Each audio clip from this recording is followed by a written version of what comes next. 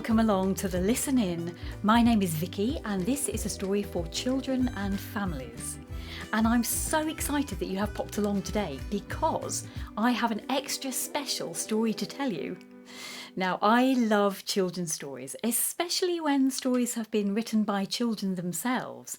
And this story is one written by a child who is 7 years old, called Madison. So Madison wrote the story. I'm going to read it out, and I asked my friend Dan to draw some pictures so that I could use the pictures to help me tell the story. There's also some sounds that I added as well, which was fun, and I'll show you later on how I did that.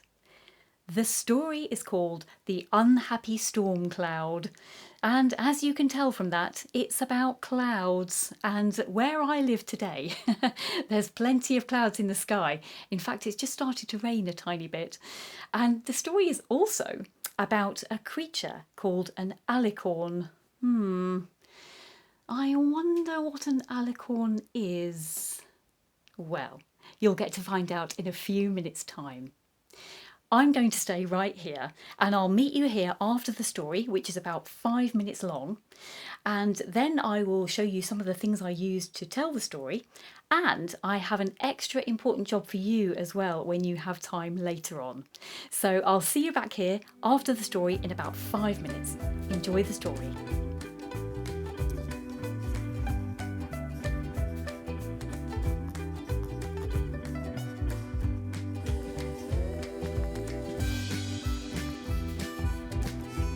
The Unhappy Storm Cloud by Madison Masters.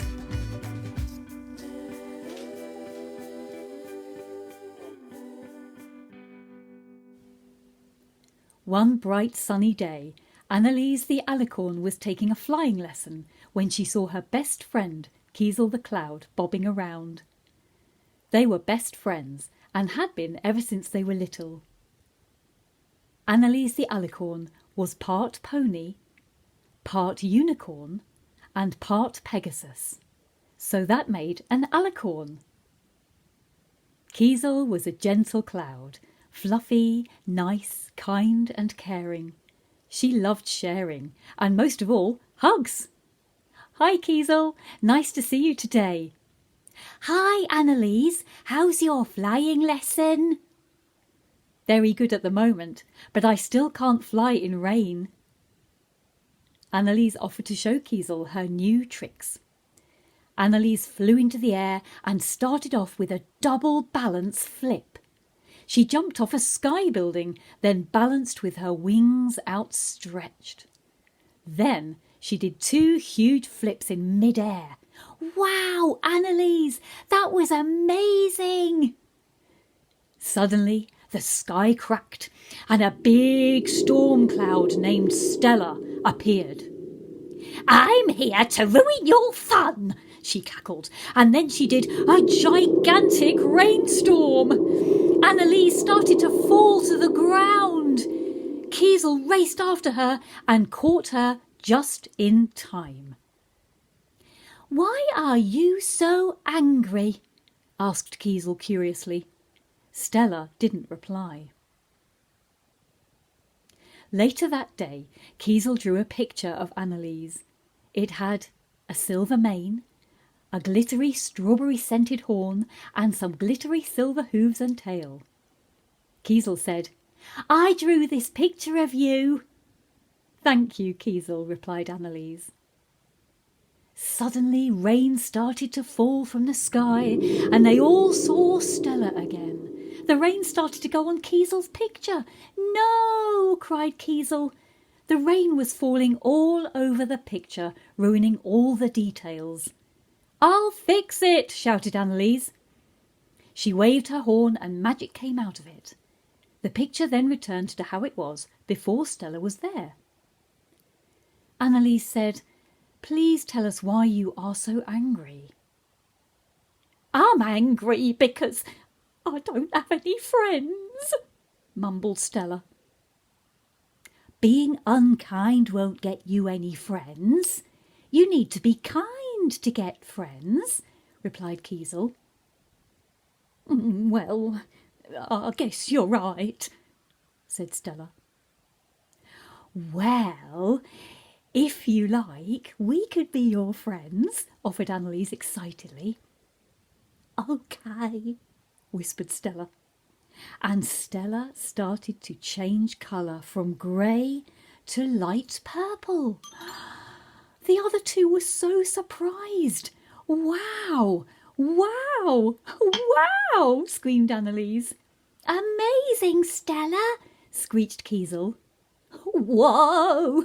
Cried Stella, crying with happiness. Now I'm happy. I'm a normal cloud, laughed Stella. And they were all best friends forever.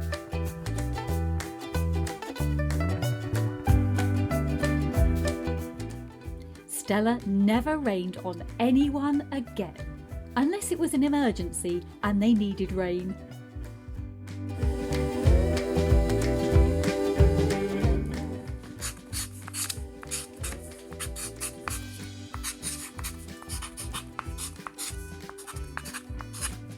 The end. Welcome back, everyone. I really hope you enjoyed that story. Wasn't it clever of Madison to write it? And I bet you can think of lots of good stories of your own as well.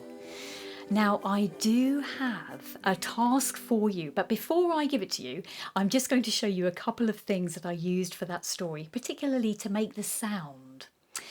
Now, I have something that I would like to show you, and it's my favourite thing. And I use it sometimes for storytelling if I want to create some atmosphere, or if I want to create the sound of a storm or some thunder. And it's just over here, just to my side, and it's this. Now, I think it's a beautiful thing in itself. I didn't make it. It was bought for me as a present. And it's so lovely, and it's got lots and lots of textures and colours and patterns around it. And it's got this funny bit coming out of it. And I know you're probably thinking, what is that? Well, you might have seen one before, but if you haven't, I'm going to turn it the other way up. And I'm going to show you what happens if I give it a shake. And there we have the sound of a storm or some thunder. Isn't that wonderful? I use it sometimes for storytelling, and it's really something that I really enjoy using. I'll just pop that down. And then I'll show you another thing that I used, a very simple thing, to also help me create a bit of atmosphere in the film, in the story. And it's something that I had at home. I don't use this very often. It's just a little xylophone. Some of you might have one of these at home. They're quite fun to use, aren't they? I had one of these as a small child, and still quite enjoy them secretly. And this I used for the part in the story where Stella changes colour and a bit of magic happens. And just to help me create a bit of magic sound, I just gave the xylophone here a bit of a tinkle like that, just to show that something magical had happened. So you might want to add some sounds to your storytelling. Now, of course, these days you can get loads of sound effects on computers and devices, but if you've got people in front of you and you're telling a story, you might not want to use a computer or a device. You might want to use an actual physical object, something that you can find. And the kitchen is a particularly good place to find stuff that makes sounds. So if you want to add some sound effects to your stories, have a look in the kitchen and see what you can find to help you. But I will give you a tip, and I'll tell you this from experience. If you're going to use something to make a sound or some props of any type, it's a good idea to have a chair or a table right next to you where you put those things, so that you know exactly where they are. And then when you get to the bit in the story where you want to use that thing, it's right there and you can grab it nice and quickly. So on to the task, the job I have for you. Now, we know from the story what an alicorn is.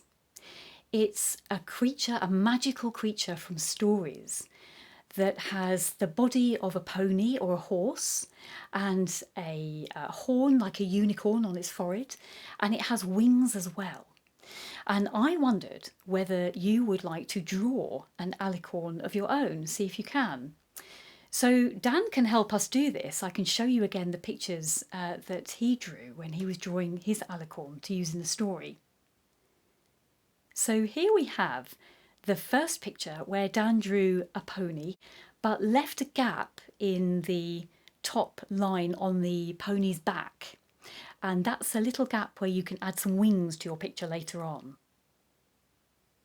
The next thing was to add a unicorn's horn onto the pony's head. And lastly, you can use the little gap in the back to add some wings to your alicorn.